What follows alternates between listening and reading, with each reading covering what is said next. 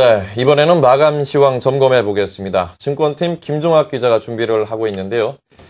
자, 코스피가 1980선을 가까스로 지키는 모습이었는데 자세한 내용 좀 전해주시죠. 네, 국내 증시가 주요 20개국 재무장관 회의에 대한 실망감으로 보합권에서 거래를 마쳤습니다.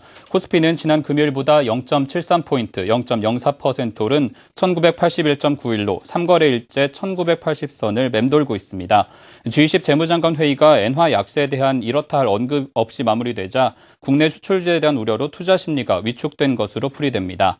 시장에서는 이번 주말로 예정된 일본 중앙은행 총재 지명과 이탈리아 총선 결과에 따라 시장의 향방이 갈릴 것으로 보고 있습니다.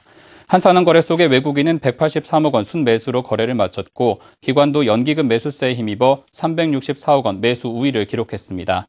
업종별로는 내수주가 상대적으로 강세였습니다.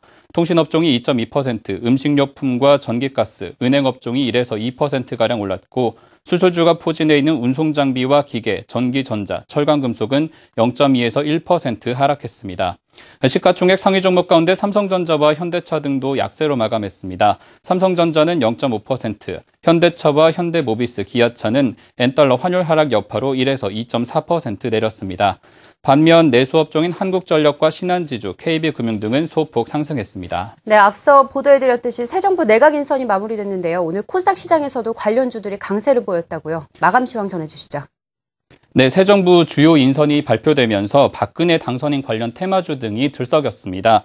코스닥은 지난 금요일보다 3.94포인트, 0.77% 오른 518.52의 장을 마쳤는데요.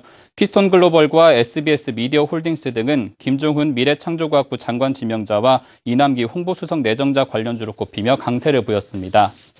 기업은행 역시 새 정부 출범을 앞두고 중소기업 육성 기대감에 3% 가까이 올랐고 박근혜 정책 테마주인 이지와 아가방컴퍼니도 10% 안팎 뛰며 시장의 주목을 받았습니다.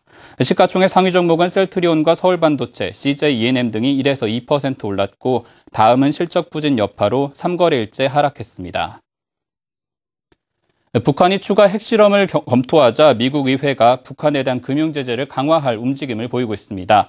과거 방코델타 아시아 은행 제재와 비슷한 방식으로 돈줄을 끊겠다는 것입니다. 보도에 오상혁 기자입니다. 국제사회의 만류에도 핵실험을 강행한 북한에 대해 미국 의회가 돈줄 조이기에 나섰습니다.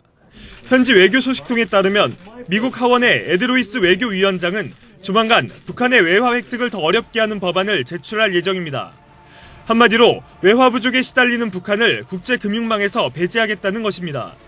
방식은 과거 방코델타 아시아, BDA 은행 제재와 비슷한 강력한 금융제재 방안이 유력합니다. 미 재무부는 지난 2005년 북한 수뇌부의 비자금 창구로 알려진 마카오 소재 BDA 은행의 북한 계좌를 동결하고 거래를 차단해 자금줄을 조인 바 있습니다. 과거 북한이 피가 마르는 고통이라고 했던 BDA식 금융제재가 법제화될 경우 북한 정권은 치명적인 타격을 입을 것으로 전망됩니다. 여기에 미 하원이 북한 핵 확산 금지 법안을 다음 주 중 처리할 예정인 만큼 북한에 대한 압박 수위도 점차 높아지고 있습니다. 미 국무부는 북한이 연내 핵실험을 추가로 실시할 경우 북한을 더욱 고립시킬 것이라고 경고했습니다. The DPRK is not going to achieve anything in terms of the health, welfare, safety, future of its own people by these kinds of continued provocative actions. It's just going to lead to more isolation. 특히 오바마 미 대통령과 아베 신조 일본 총리가 오는 22일 정상회담에서 북한에 대한 제재 방안을 논의할 예정이어서 대북 돈줄 제기에도 속도가 붙을 전망입니다. 한국경제TV 오상혁입니다. 우리 증시와 달리 글로벌 증시가 상승세로 돌아서면서 해외 주식에 관심을 갖는 투자자들이 늘고 있습니다. 어느덧 투자자들이 보유하고 있는 해외 주식 가치가 한화로 10조 원이 넘었습니다. 보도에 박영우 기자입니다. 평소 미국의 애플 제품을 즐겨 사용하는 회사원 유승상 씨. 유 씨는 현재 애플 주식을 보유하고 있는 투자자입니다. 제가 평소에 그 아이폰이나 아이패드 같은 그 애플 이제 제품을 좀 주로 사용해서 하고 있었는데요. 그 김에 이제 애플 주식도 좀 이제 관심 있게 사용하면서 이제 보고 있었고 해외 주식을 통해서 직접 이제 애플 주식을 보유를 하게 됐습니다. 이처럼 해외 주식을 직접 거래하는 투자자들이 늘고 있습니다. 한국예탁결제원에 따르면 올해 1월 말 기준 외화증권 예탁 규모는 102억 4천만 달러로 집계됐습니다. 하나로 10조 원이 넘는 금액입니다. 외화증권 예탁 규모는 2011년 말 대형 국책기금 자산 이전으로 76억 달러까지 줄어들었습니다. 하지만 최근 들어 국내 증시 침체로 일반 투자자들이 외화증권 투자에 관심을 가지면서 외화증권 예탁 규모가 꾸준히 증가세를 보이고 있습니다. 그 해외 증시가 좀 안정될 거라는 기대감, 그 다음에 또 하나는 해외 시장에 비해서 국내 시장은 좀 작년 하반기 이후로 좀 횡보를 보이고 있습니다. 예, 그런 부분에 대해서 우리 국내 투자자들이 해외 쪽으로 조금 더 관심을 가지고 있는 것 같습니다. 지난해 12월 기준 국내 투자자들이 가장 많이 사들인 종목은 비자와 애플, 일렉트로닉 아츠, 넥슨과 골드윈 등이 상위 종목에 이름을 올렸습니다. 전문가들은 올해에도 세계 경기 회복과 국내 시장 저금리 기조 등에 힘입어 외화증권 예탁 규모는 계속 확대될 것으로 전망했습니다. 단 외화증권 거래 시 발생하는 세금 문제와 수수료 등을 꼼꼼히 따져보고 투자할 것을 조언했습니다. 한국경제TV 박영호입니다.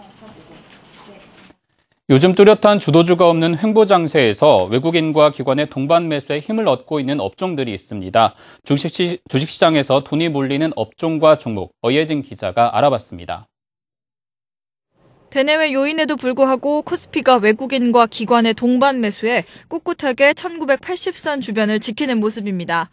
지난 8일 종가를 기준으로 15일까지 외국인과 기관은 4거래일 연속 쌍끌이 매수세를 보였고 금액만 약 6천억 원에 달합니다. 시가총액 대비 보유량으로 봤을 때 철강과 에너지화학, 전기전자, 자동차에 돈이 몰렸습니다. 같은 기간 업종별 등락률에서도 에너지화학과 철강, 전기전자가 높았고 증권과 건설의 상승도 두드러졌습니다. 외국인 기관의 선택 업종과 수익률 상위 업종이 다르지 않은 모습입니다. 종목별 상승률로는 철강에서는 현대제철이 7%에 가까운 상승률로 1위를 차지했고 건설에서는 대림산업이 4.19%로 높은 상승률을 나타냈습니다. 수출주 약세 속에서도 삼성전자와 LG전자는 흐름에 상관없이 지난 일주일간 외국인과 기관이 모두 선호한 종목입니다. 증권업종에서는 한화투자증권과 교보증권, 미래에셋증권 등이 한 주간 4에서 7% 이상의 견조한 흐름을 보였습니다. 증권 외에도 은행과 보험을 포함한 금융주에 대한 전망이 긍정적입니다. 엔화 약세 지속에 따른 수출주보다는 내수주에 대한 외국인의 매수 기대, 그리고 글로벌 금융주 상승에 대한 동조와 최근에 우리나라 정부도 새 정부 출범 이후에 가계대출이나 내수부양 정책 등이 발표되면서 경기 회복에 대한 기대가 작용하기 때문입니다.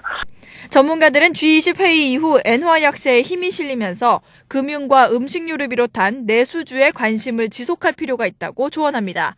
한국경제TV 어예진입니다. 지금까지 오늘의 증시 관련 소식 전해드렸습니다.